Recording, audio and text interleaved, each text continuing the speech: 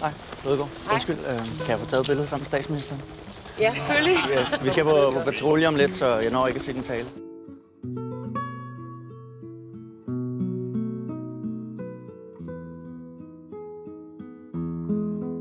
Hele mit liv er fucking ødelagt på grund af jer. Du har en kæmpe fryser nede i kælderen fyldt med is. Hvor har du fået en kælder fra?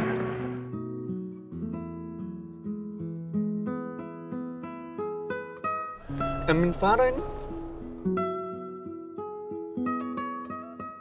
Kig på mig! Hvem tror du er?